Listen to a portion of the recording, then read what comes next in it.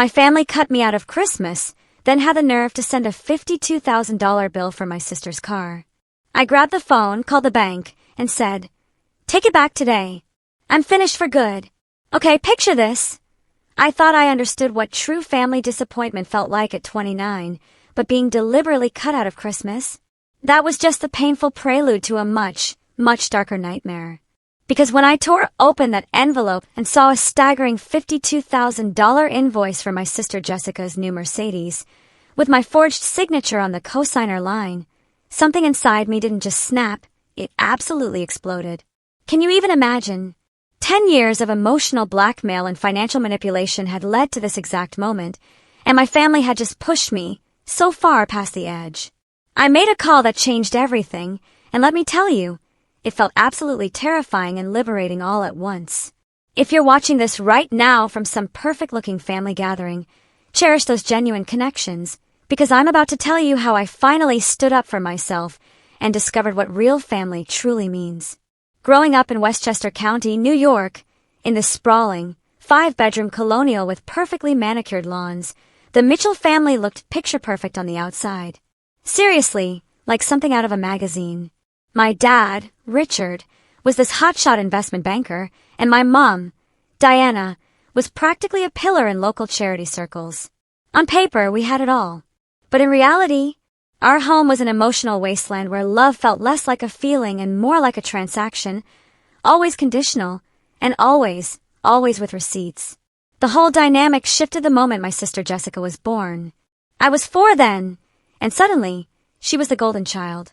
She was charismatic, beautiful in ways I simply couldn't match. I was the studious, responsible one. Jessica was vibrant, spontaneous. My parents absolutely adored those qualities in her.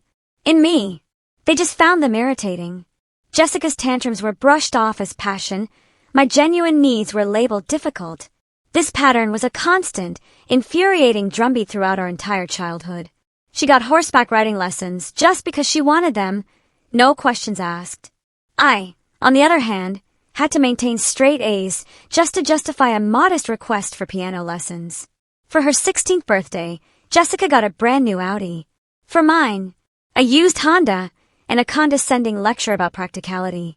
It was unreal, but I worked my butt off. I graduated at the top of my class, earned a scholarship to Cornell. Yeah, a scholarship not handed to me, and double majored in economics and business. While Jessica cycled through 3 different colleges, dropping out of each one, I was busy landing internships and building my resume. By 24, I had a junior financial analyst position at a prestigious Manhattan firm. By 27, I had my own apartment, a healthy 401k, and was completely self-sufficient. My independence, though, came at a steep price. Every family gathering became an opportunity for these subtle, passive-aggressive jabs about how I was too career-focused or materialistic. The irony, I swear, was not lost on me. My parents, who measured success in luxury cars and country club memberships, criticized my ambition while simultaneously finding new ways to exploit it. The exploitation started small, almost innocent-sounding. Could you help Jessica with her rent this month? Could you loan Dad money for a business venture until his next commission? Could you contribute to Mom's charity gala since you're doing so well? Each request was wrapped in the language of family unity, of belonging, of we're all in this together. And each time I complied, the requests just grew bolder, more entitled. 3 years ago, I paid off Jessica's $12,000 credit card debt after she tearfully promised to be more responsible. 6 months later, she maxed it out again on a luxury vacation to Bali. When I expressed my frustration, my mother pulled me aside, explaining that Jessica experiences life differently and had the nerve to remind me how blessed I was to have financial stability. Last year, I covered my parents' property tax bill when they claimed to be a little short, despite purchasing a vacation home in the Hamptons that same month. When I dared to question this, my father reminded me that they had sacrificed everything for my education, conveniently forgetting my scholarships and the student loans I had just finished paying off myself. Despite these incidents, I was still, stupidly, craving their approval. Last October, I made another attempt. I suggested a family weekend in Manhattan my treat. I reserved a suite at a boutique hotel, secured tickets to a Broadway show Jessica had casually mentioned, and made reservations at an exclusive restaurant. The weekend was pleasant enough. My mother spent most of it critiquing my apartment. Jessica monopolized conversations with dramatic stories about her latest boyfriend. After that weekend, tensions with Jessica escalated even further. She started calling me at work with financial emergencies, sending passive-aggressive texts if I couldn't respond immediately. My parents ramped up their not-so-subtle comparisons, always framing Jessica's financial irresponsibility as living life to the fullest, while my stability was somehow, in their twisted logic, a character flaw. As November rolled into December, I found myself both dreading and longing for the holiday season. Despite everything, I'd already bought thoughtful gifts, mentally preparing myself for the familiar dance of seeking approval while trying to set boundaries. I had no idea that this Christmas would be different in the most gut-wrenching way possible. The realization came on December 15th, an ordinary Wednesday that turned into anything but during my lunch break. I was scrolling through Instagram when I saw it. My cousin Taylor's post, a photo of my entire family gathered around a Christmas tree at my parents' home. Early Mitchell family Christmas. So blessed to have everyone together, read the caption. Everyone. Except me. I stared at my phone, my breath catching in my throat, trying to process what I was seeing. My father carving a turkey. My mother arranging presents. Jessica laughing with aunts, uncles, cousins, grandparents, even distant relatives I barely recognized. Everyone was there. The celebration had happened the previous weekend, and I hadn't received so much as a text, not a single phone call. With shaking hands, I called my mother. She answered on the fourth ring, her voice artificially bright. "Oh, Amber, how are you, sweetheart?" "Mom," I managed, trying desperately to keep my voice steady. "Why wasn't I invited to the family Christmas last weekend?" A beat of silence. "Oh, that? Well, it was very last minute, darling. We knew you're always so busy with work, and Jessica mentioned you told her you had plans." I had told Jessica no such thing. When I pointed this out, my mother sighed dramatically, the sound practically dripping with feigned exasperation. "Amber, please don't start. It was just a casual gathering. Nothing formal. You know how Jessica gets when she feels overshadowed by you. She's going through a difficult time right now, and we didn't want to create any tension. You understand, don't you, sweetheart? You've always been our strong one." Being the strong one, that was their code for the one we can dismiss without consequences. Before I could even respond, she added that they would see me on Christmas Day for the real celebration. The invitation felt like an afterthought, a bone thrown to pacify me, an insult wrapped in thinly veiled obligation. Later that evening, Jessica sent a series of texts. "Sorry you missed the party. Was so fun. Mom said you were busy anyway. By the way, can you help me pick out Mom's gift? I'm thinking jewelry, but need your dollar input. LOL. No acknowledgement of the exclusion, no genuine apology, just another request for money disguised as sisterly bonding. That night, I lay awake, replaying years of similar incidents, the family vacation to Cancun I discovered through Facebook photos, my graduation dinner where everyone was 3 hours late because Jessica had a minor fender bender, my promotion celebration cut short when Jessica called crying about a breakup. By morning, a cold resolve had settled over me. I made a decision. I texted my mother that I wouldn't be joining them for Christmas Day after all. I had made other plans. "What plans could be more important than family?" she responded immediately. Family. The word felt utterly hollow. I didn't answer. Instead, I called my friend Leah, who had been inviting me to join her family's holiday celebrations for years. Unlike my biological family, Leah's parents had always treated me with genuine warmth. They asked questions about my work and actually listened to the answers. They remembered details about my life without keeping score of what I could do for them. "Of course, you can join us," Leah said without hesitation. "Mom always sets a place for you anyway. You're family to us, Amber." The contrast between this immediate, unconditional acceptance and my own family's calculated exclusion brought hot tears to my eyes. In the days leading up to Christmas, I threw myself into creating new traditions. I helped Leah's family decorate their tree. I baked cookies using her grandmother's recipe. I wrapped thoughtful gifts for people who actually valued them, for people who weren't just waiting for an invoice. For the first time in years, I felt the genuine warmth the holiday season was supposed to bring. Meanwhile, my phone buzzed with increasingly manipulative messages from my family. My father called to say I was breaking your mother's heart. Jessica alternated between aggressive, guilt-tripping texts and outright demands for shopping advice. Relatives I barely spoke to suddenly had opinions about my selfish decision. The only message that didn't feel toxic came from my Aunt Patricia, my father's sister, who had always been something of an outsider herself. "I heard you're not coming for Christmas," she said when I answered her call. "Smart girl. I wanted to let you know that the casual gathering was planned 3 months ago. I saw the invitations when I was at your parents' house in September. The confirmation of their deliberate exclusion stung, but also provided a cold clarity." Patricia went on to share some family gossip that suddenly made the timing very suspicious. "Jessica totaled her car last month. Drove it straight into a ditch after one of her nights out. Your parents have been scrambling to figure out how to get her a replacement without dipping into their Hamptons renovation fund."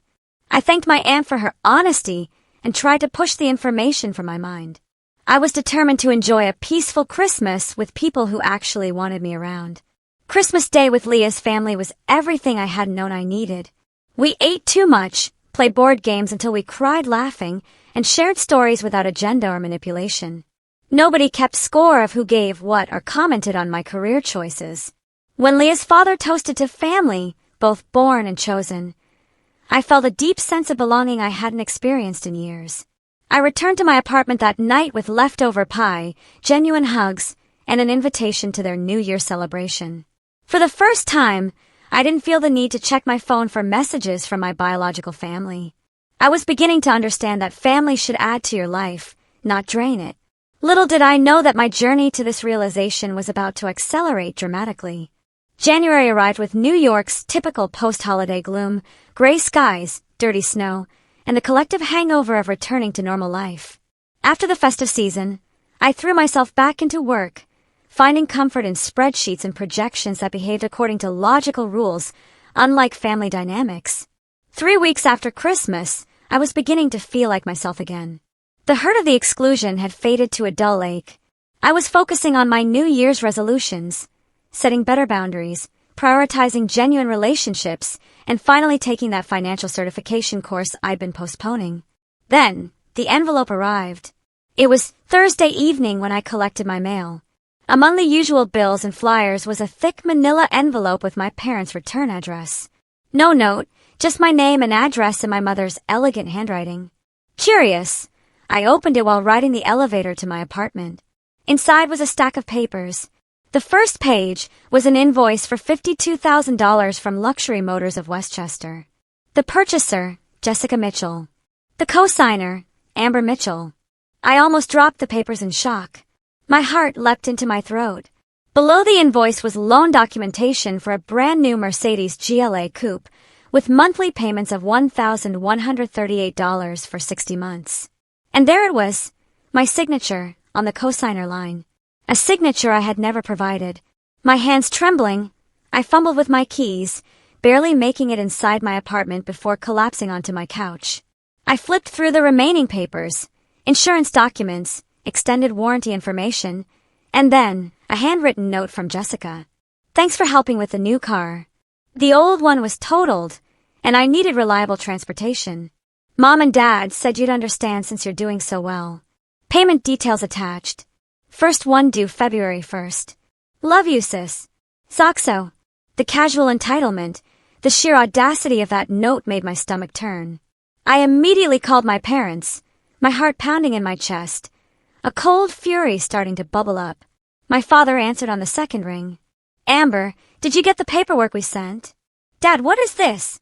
I asked, my voice tight, barely controlled. I never agreed to co-sign for Jessica's car. "That's not my signature." "Now, Amber," he said, using that patronizing tone he perfected over the years.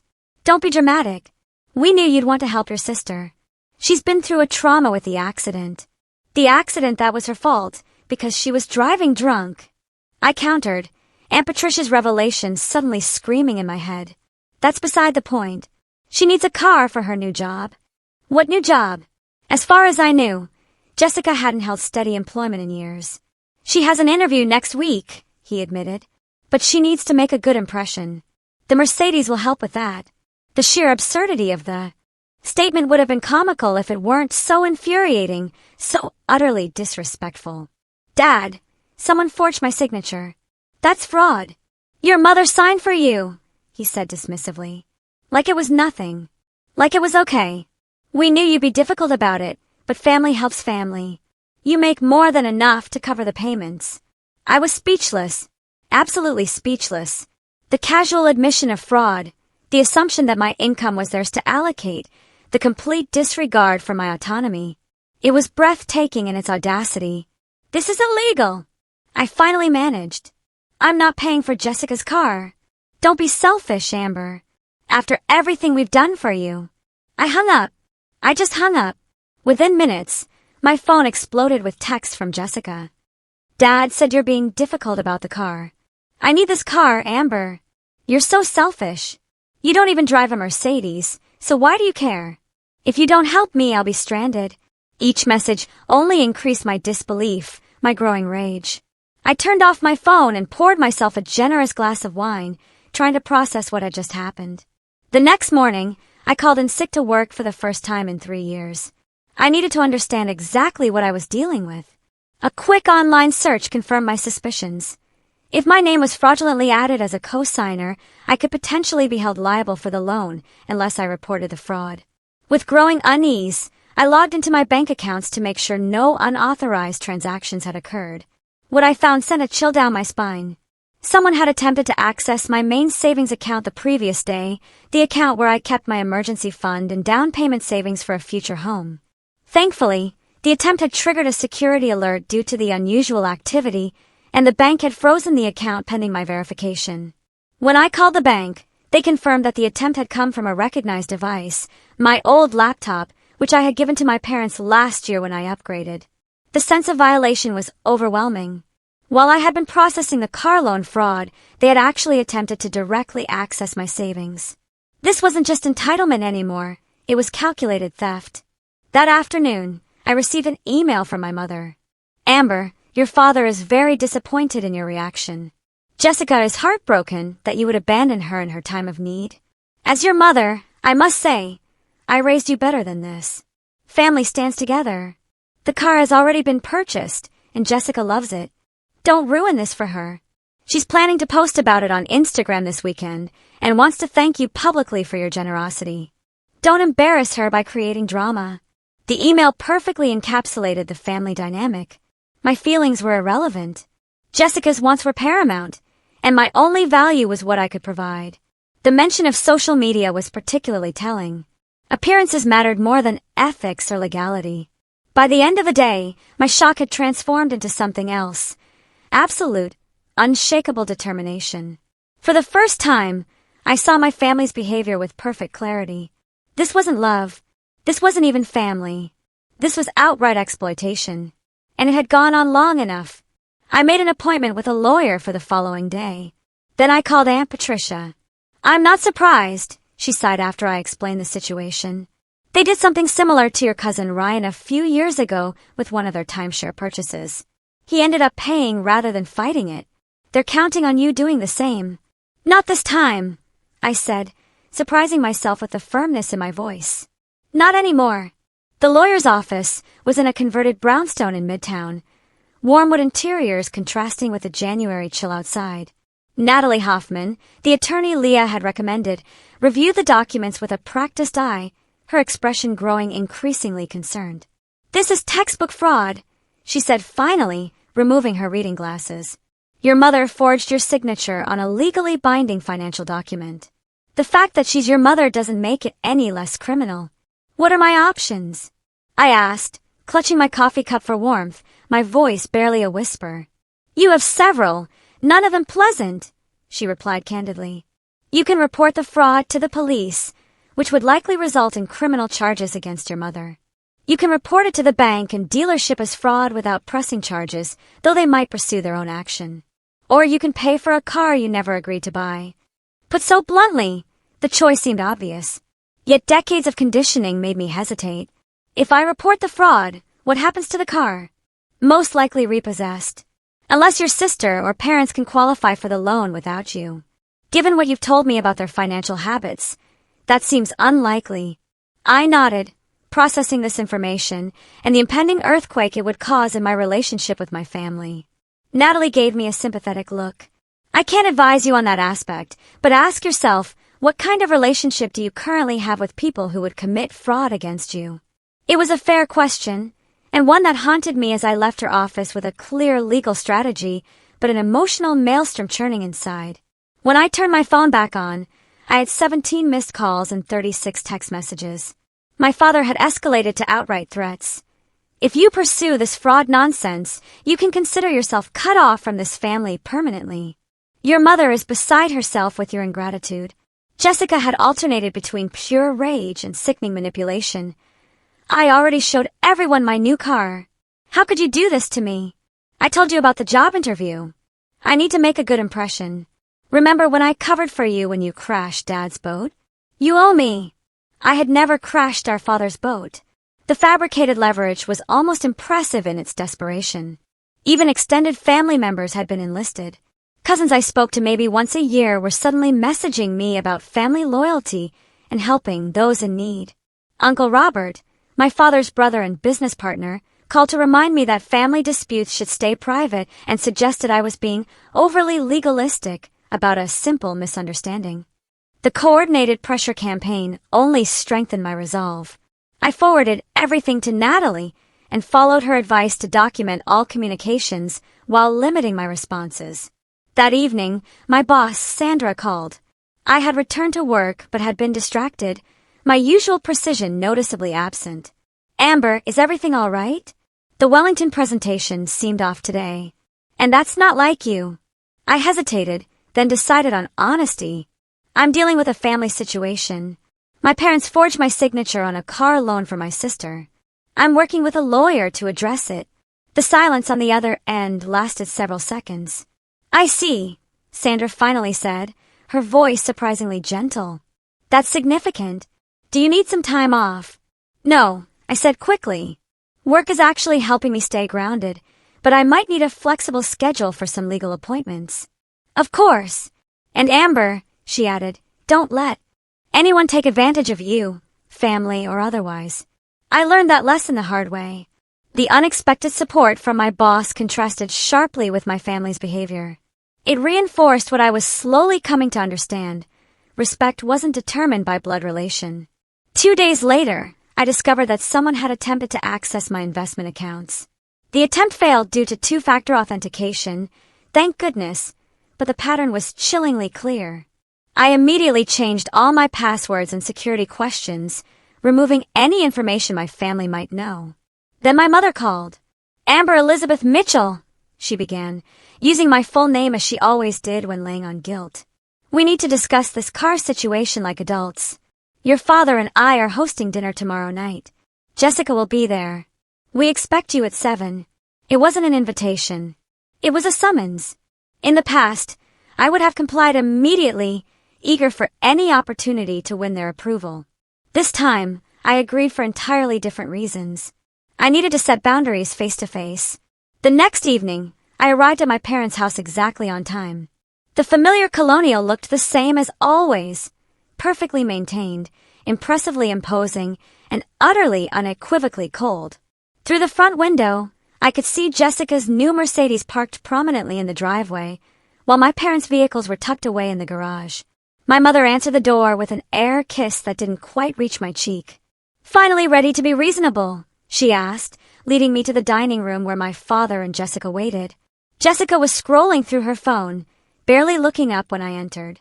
My father stood by the fireplace, tumbler of scotch in hand, his expression a practiced blend of disappointment and authority. Sit down, Amber, he said, gesturing to the chair across from Jessica. Your mother has prepared your favorite meal. Let's discuss this calmly. My favorite meal was actually Jessica's preference. I had disliked beef stroganoff since childhood, a detail they had never bothered to remember. Before we begin, my father continued as my mother served the food. I want to express our disappointment in your handling of this situation, involving a lawyer, threatening fraud charges. This isn't how our family operates. How does our family operate, Dad? I asked quietly, my voice barely above a whisper, but laced with steel. By forging signatures, by attempting to drain my savings accounts, by excluding me from family gatherings, and then expecting me to finance Jessica's lifestyle. Jessica slammed her fork down. Oh my God, are you still whining about Christmas? It was just a small gathering. It was our entire extended family, Jessica. Everyone but me. Because you're so judgmental.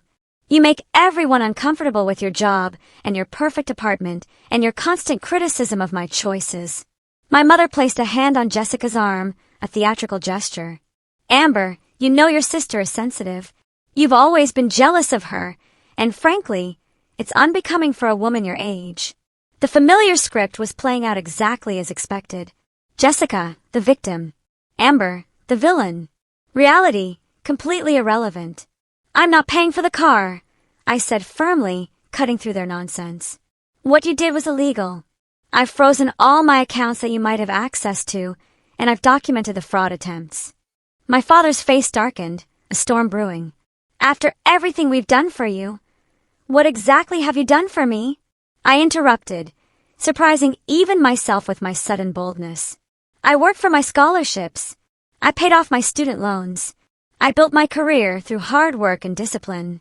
Meanwhile, you supported Jessica through multiple failed degrees, bailed her out of credit card debt, and now committed fraud to buy her a luxury car she can't afford. We raised you, my mother snapped, outraged. We gave you a home, an education, opportunities. That's literally the minimum legal requirement of parenthood, I countered, my voice rising slightly. And you've been making me pay for it ever since. As if I should be eternally grateful for basic parental responsibilities.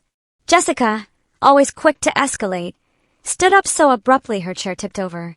You think you're so much better than everyone? Newsflash, Amber, nobody likes you. Even your boyfriend left because you're a cold, calculating.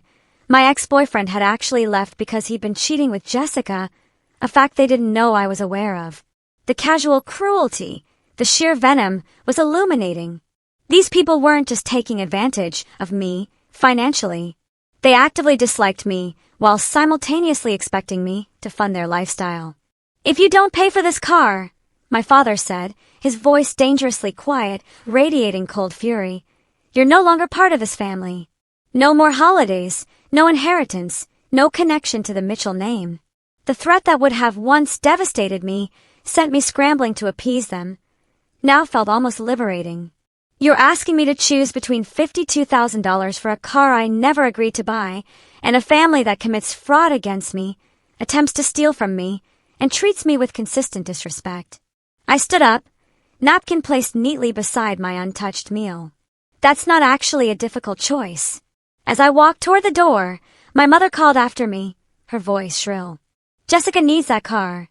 What is she supposed to do? I turned back one last time, my gaze meeting hers, clear and unyielding. The same thing I did when I needed transportation. Buy a car she can actually afford. The drive home was a blur.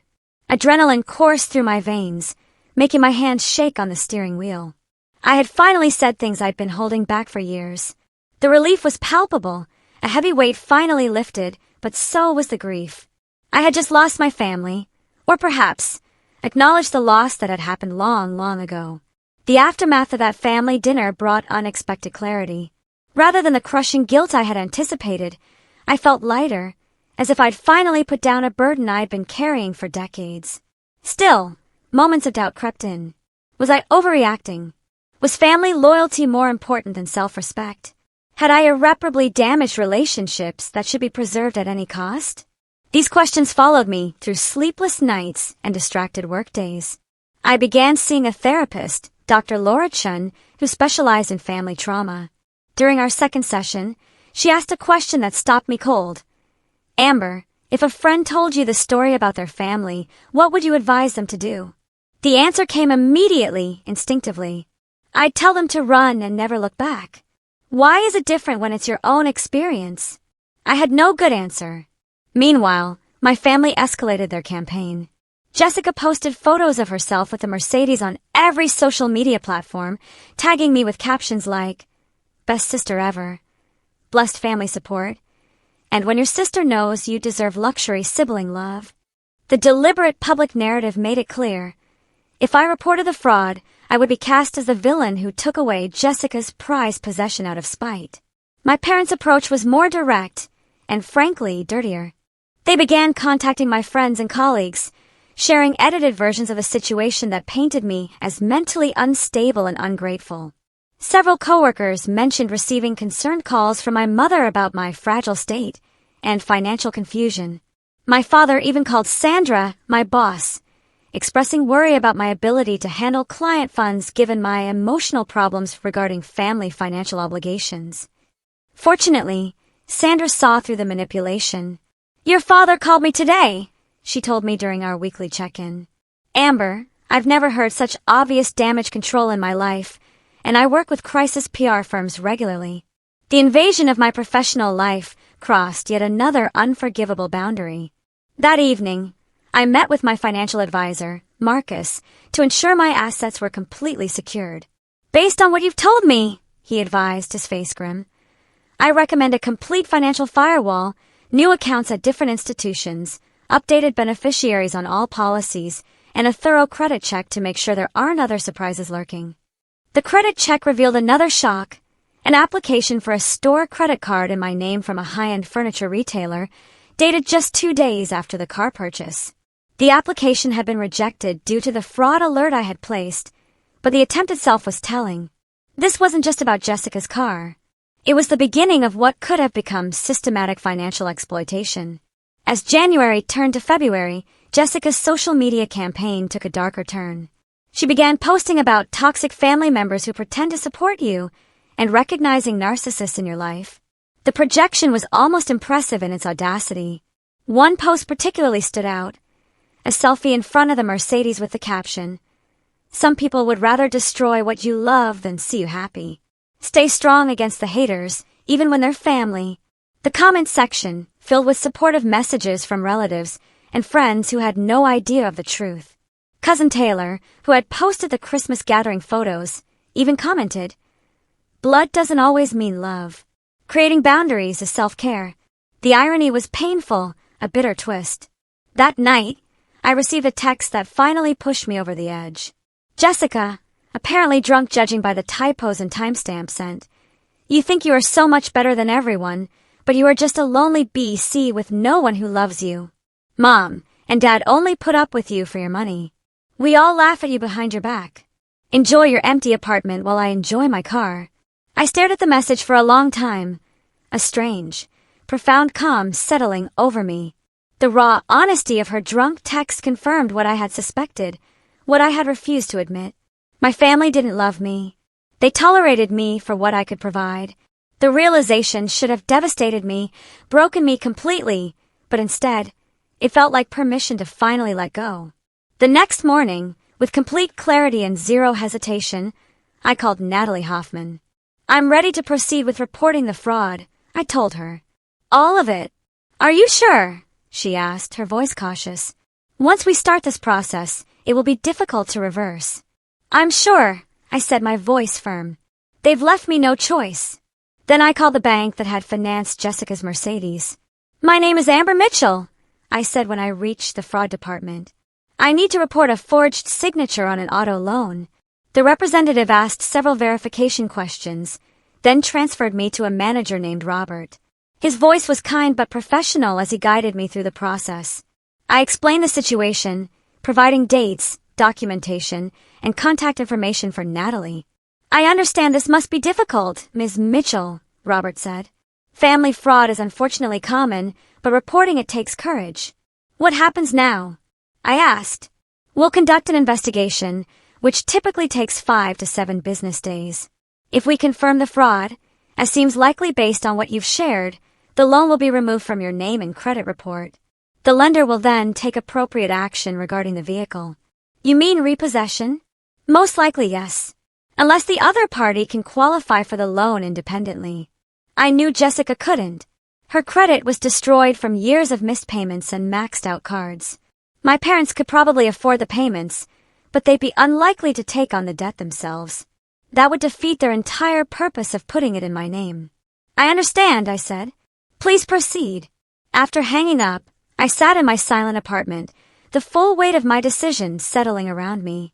I had just initiated a process that would likely result in my sister losing her car and potentially lead to criminal charges against my mother for fraud. The family I had known was irretrievably shattered. Yet alongside the grief was something unexpected: pride. For the first time in my life, I had stood up for myself against the people who had been exploiting me for years. The cost was high, heartbreakingly high, but the alternative, continuing to be their financial and emotional hostage, was no longer acceptable. I picked up my phone and texted Leah. I did it. I reported the fraud. Her response came immediately. I'm so proud of you. Want to come over for dinner?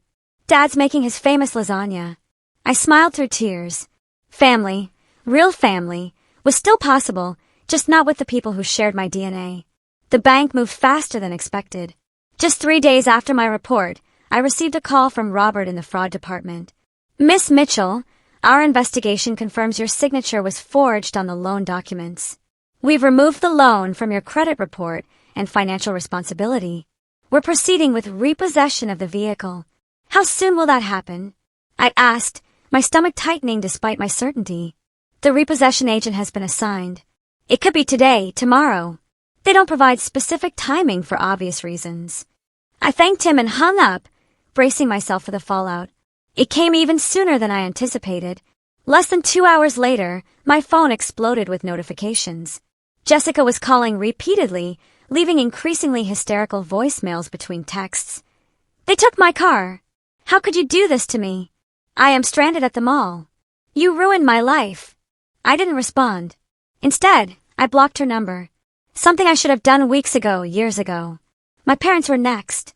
My father's voice, usually so controlled and authoritative, shook with palpable rage in his message. What you've done is unforgivable. Your mother is in tears. Jessica is devastated. I never thought my own daughter could be so vindictive and cruel. Don't bother calling back. You're no longer welcome in this house. I blocked their numbers, too, then methodically went through my contacts, blocking every family member who might serve as their proxy, every flying monkey in their toxic circus. It felt like cutting off limbs, but also like excising a cancer. Social media became a battlefield. Jessica posted a tearful video about her car being stolen due to family betrayal, carefully crafting a narrative that portrayed her as the victim. Without mentioning the fraud, relatives and family friends commented with outrage and support, condemning the unnamed villain who had hurt sweet Jessica. I deactivated all my social accounts. The court of public opinion didn't matter. The truth did. The next day, the other shoe dropped. My mother had been contacted by the bank's fraud department. Faced with undeniable evidence of the forgery and potential criminal charges, she was scrambling. Her lawyer called Natalie, floating vague offers of family reconciliation and financial restitution if I would withdraw my fraud claim. They're running scared, Natalie told me. The bank has clear evidence of forgery, which is a felony. They're hoping you'll back down to protect your mother from criminal charges. What do you advise? I asked, my heart heavy but my resolve firm. That depends on what you want. If your goal is justice, we continue. If your goal is separation with minimal further conflict, we could negotiate a settlement that includes a formal admission of wrongdoing, financial compensation for your legal fees, and legally binding agreements that they'll never attempt to access your finances again. I chose the latter. I didn't want my mother to go to jail. Not out of love at this point, but because the family drama would never end if she became a martyr to Jessica's cause. I wanted clean closure, not an ongoing saga. The settlement negotiations took 2 weeks. My parents, faced with the stark reality of potential criminal charges, agreed to my terms with surprising speed. They would pay all my legal fees, sign notarized admissions of the fraud, and agree to legally binding non-contact orders. In exchange, I would not press criminal charges. Throughout this agonizing process, I received unexpected support from quarters I hadn't anticipated. Aunt Patricia called to tell me she was proud of me. Someone needed to stand up to them. They've been pulling these stunts for years, and everyone's been too afraid of being cut off to say anything. Even more surprisingly, my cousin Ryan reached out. I heard what happened with the car. Just wanted you to know I went through something similar with them 3 years ago. I wish I'd had your courage. The family I thought would stand united against me was revealing cracks I'd never noticed. Other victims of my parents' manipulation who had been suffering in silence. The day the settlement was finalized, I received a text from an unknown number. It was Jessica, using a friend's phone to bypass my block. You think you've won, but you've lost everything. Enjoy your money and your empty life. We're all better off without you. Her words were meant to wound, to cut deep, but they landed differently than she intended. Yes, I had lost my biological family. But what exactly had they contributed to my life beyond stress, manipulation, and exploitation? The emptiness I felt wasn't from their absence. It was from realizing they had never truly been present as loving family members in the first place. That evening, I met Leah and her parents for dinner. They had become my rock, my unwavering support system throughout the ordeal, offering practical help and emotional stability without judgment. To Amber, Leah's father toasted, raising his glass, for having the courage to choose self-respect over appeasement. Not everyone does. As we shared a meal filled with genuine conversation and laughter, I realized I wasn't grieving the loss of family. I was grieving the illusion that I had ever had one, and celebrating the joyous discovery that family could be found elsewhere. 6 months passed, bringing the sticky summer heat to New York, and an unexpected, profound peace to my life. The legal battle with my family had concluded, the settlement enforced, and the non-contact orders maintained. My mother had avoided criminal charges, and Jessica had eventually secured financing for a much more modest vehicle through my parents, a poetic kind of justice. I had begun the arduous, but vital, process of healing from decades of emotional manipulation. The transition wasn't easy, let me be clear. There were nights I woke up in a cold panic, convinced I had made a terrible mistake. Holidays and birthdays brought complicated emotions. Mother's Day was particularly difficult. I found myself standing in the card aisle at the drugstore, staring at messages celebrating loving mothers, feeling like an alien observing a custom from another planet. But there were surprising, incredible benefits to cutting those toxic ties. My work performance improved dramatically once I wasn't constantly managing family crises.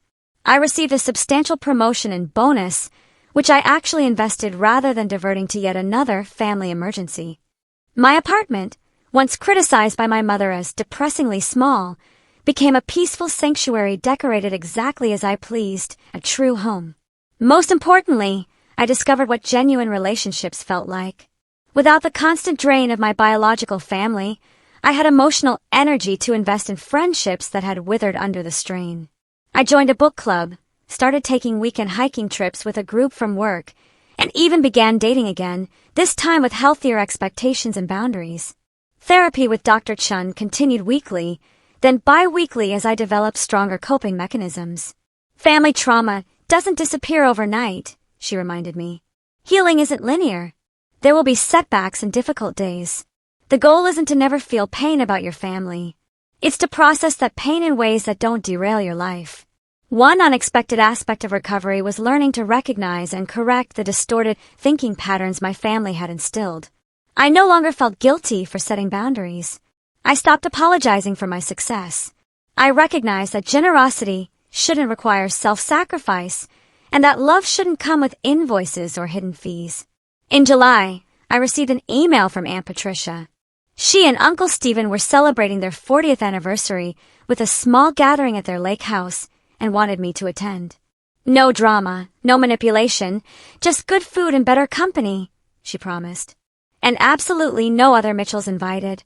I accepted, curious but cautious. The weekend proved to be a revelation.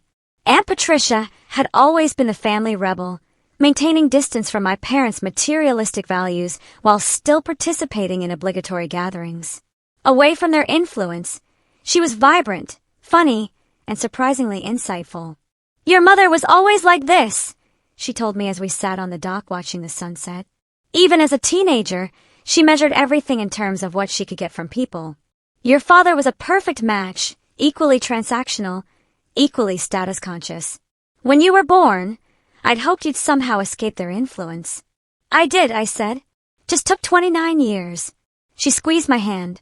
Better late than never. The most unexpected reconciliation came in August. My cousin Taylor, who had posted those infamous Christmas photos that revealed my exclusion, reached out via email. Unlike the rest of the family, her message contained a genuine apology. "I've been thinking about what happened at Christmas and everything since," she wrote. "I didn't understand the full situation then, but I've seen how Aunt Diana and Uncle Richard have been rewriting history, and it's opened my eyes to patterns I never noticed before. I'm sorry I participated in hurting you. If you're open to it, I'd like to reconnect on your terms. No pressure." We met for coffee at a neutral location. The conversation was awkward at first, but gradually warmed as we shared our respective experiences with the family dynamic. Taylor revealed that since my departure, Jessica had become increasingly demanding, and my parents more openly manipulative with other family members. "It's like they need someone to use," she observed, a sad realization in her voice. "When you left, they just redirected to other targets." I felt a pang of guilt, quickly followed by clarity. I wasn't responsible for protecting others from my parents' behavior. Each person had to recognize the pattern and make their own choices. Taylor and I agreed to proceed cautiously with rebuilding our relationship. No family gossip, no pressure to attend events where my parents would be present, just occasional meetups between two adults with shared history. By fall, I had established a new normal. My finances were completely secured. My career was thriving, and my social circle consisted of people who valued me for myself rather than what I could provide. I still had moments of sadness about what my family relationship could have been, but they no longer dominated my emotional landscape. In October, exactly 1 year after my ill-fated attempt to repair family ties with the Manhattan weekend, I received a text from Jessica. Despite the non-contact order, she had found a way to reach me through a work colleague's phone. "I hate what you did, but I get it now," she wrote. "Dad and Mom have been putting me in charge of Thanksgiving and expecting me to pay for everything. When I said I couldn't afford it, Dad suggested I borrow from my 401k. I remember what you said about buying things I can actually afford. You were right. Don't respond to this. I'll deny everything if they find out I contacted you. Just wanted you to know." I didn't reply, but saved the message. It wasn't an apology, not really, but it was an acknowledgement. Jessica was beginning to see the pattern, though whether she would break it remained her choice. As the holiday season approached again, I found myself reflecting on all I had learned. The car invoice that had once seemed like the worst crisis of my life had actually been a gift. The final, brutal push I needed to recognize and escape a lifetime of exploitation disguised as family love. I had learned that family isn't defined by DNA, but by mutual respect, genuine support, and love that doesn't come with conditions or receipts. I had discovered that setting boundaries isn't selfish. It's absolutely essential for healthy relationships. Most importantly, I had realized that walking away from toxic connections isn't failure. Sometimes, it's the bravest, most self-respecting act you can make. This Christmas would be different. I had accepted Leah's invitation to join her family at their cabin in Vermont. I had a new tradition of volunteering at a local shelter on Christmas Eve. I had plans for New Year's with colleagues who had become true friends. My life wasn't empty without my biological family. It was fuller, healthier, and infinitely more peaceful. The journey hadn't been easy, and it wasn't completely over. I would always carry the scars of my upbringing, the whispers of self-doubt, the reflexive guilt. But I had learned to recognize those thoughts as echoes, not truth. I had discovered that family is something you can choose, and love is something you should never have to purchase. If you're watching this and something in my story resonates with you, please know that you deserve relationships that add to your life rather than drain it. Setting boundaries isn't selfish, it's necessary for your own well-being. And sometimes, the hardest decisions lead to the most peaceful outcomes. I'd love to hear your thoughts in the comments below. Have you ever had to make a difficult choice for your own well-being against family expectations? What helped you through it? Tell me what you think. I really want to know. Don't forget to like this video if it spoke to you. Thank you for listening to my journey. And remember, real family supports your growth, not just your bank account.